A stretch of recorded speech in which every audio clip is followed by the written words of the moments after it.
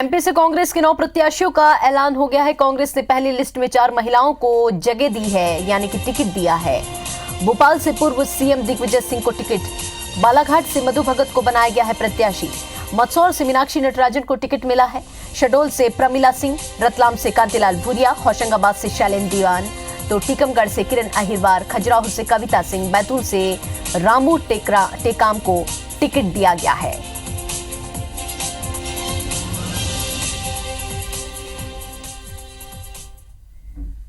और इस खबर पर ज्यादा जानकारी के लिए भोपाल न्यूज रूम से आकांक्षा शर्मा हमारी सहयोगी हमसे सीधे जुड़ रही हैं। आकांक्षा, इस बार लोकसभा चुनाव में महिला प्रत्याशियों को भी जगह मिली है, इसके पीछे की वजह जानना चाहेंगे आप कि महिलाओं को पार्टी ने किस मकसद से टिकट दिया होगा? बिल्कुल दीपिका, देखिए मध्य प्रदेश में लोकसभा चुनावों को लेकर पहली लिस्ट जारी हो चुकी है। 9 प्रत्याशियों की लिस्ट जारी हुई है। लगभग लंबा असमंजस की स्थिति खिंची है और लगातार बैठकों का दौर रहा है, जिसके बाद मध्य प्रदेश की लिस्ट जारी हुई है। लगभग रात के 12 बजे लिस्ट सामने आई है, जिसमें 36 कैंडिडेट की लिस्ट एआईसीसी की तरफ से घोषित की गई थी, जिसमें से 9 प्रत्याशी जो है वो मध्य प्रदेश के हैं।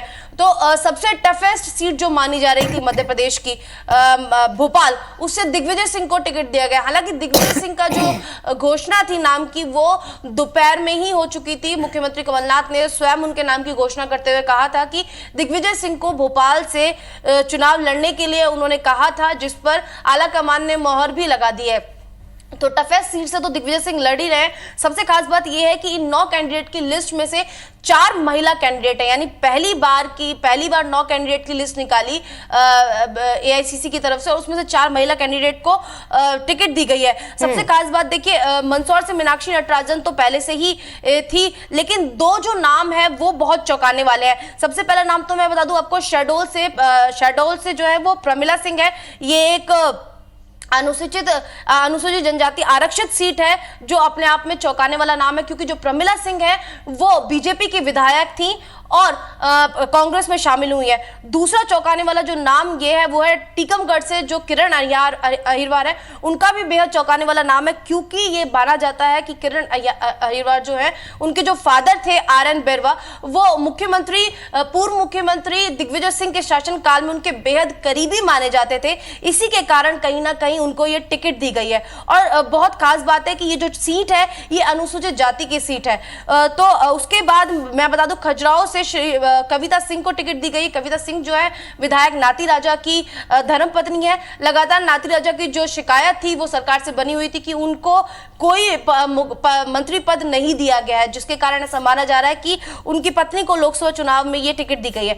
उसके बाद बात कर लेते हैं बालाघाट से मधु भगत। देखिए मधु भगत पूर्व में विधायक रहे हैं, लेकिन वो चुनाव हार गए थे, लेकिन उसके बाद भी उनको बालाघाट से टिकट दी गई है। होशंगाबाद से शैलेंद्र दीवान है। रतलाम से कांतिलाल भूरिया है। कांतिलाल भूरिया लगातार उसी लोकसभा सीट से चुनाव लड़ते आ रहे हैं। और सबसे हैरानी वाली जो टिकट है वो है बैतूल से रामू टेकाम। देखिए रामू जो टेकाम जो है वो, ये जो सीट है वो अनुसूचित जनजाति की है, और रामू टेकाम जो पेशे से वकील है। चूंकि ऐसा माना जाता है वो अभी की सरकार में सुखदेव पासे जो है PHE मंत्री जो है, उनके बेहद करीबी उनको माना जाता है, जिसके कारण ऐसा कहा जा रहा है कि रामू टेकाम को ये टिकट दी गई है।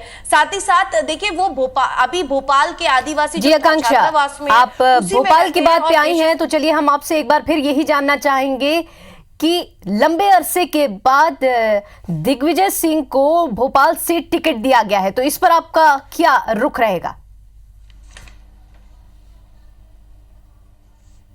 देखिए बिल्कुल दीपिका, लगभग 30 साल से ज्यादा का समय बीत चुका है। भोपाल की जो सीट है उससे कांग्रेस अभी तक नहीं आई थी। कांग्रेस, ऐसा माना जाता है कि ये जो सीट है ये बीजेपी की ही सीट मानी जाती है, और बीजेपी का अभेद किला इसको माना जाता है। लेकिन इस बार कोशिश कांग्रेस की ये रही है कि दिग्विजय सिंह को उतारा है, ताकि इस अभेद किले को भेदा जा सके और दिग्विजय सिंह इस सीट को जीत जाए। सबसे टफेस्ट सीट इसको माना जाता है, और लगातार इस पे असमंजस की स्थिति बरकरार थी।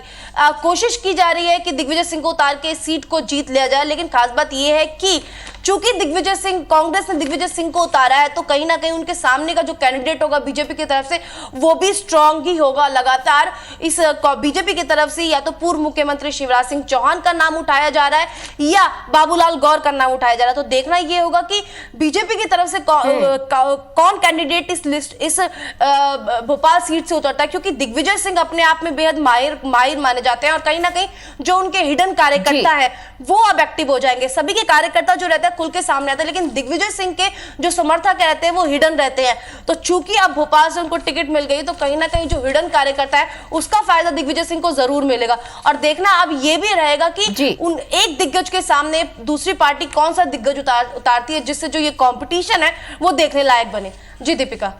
चलिए आकांक्षा, तमाम महत्वपूर्ण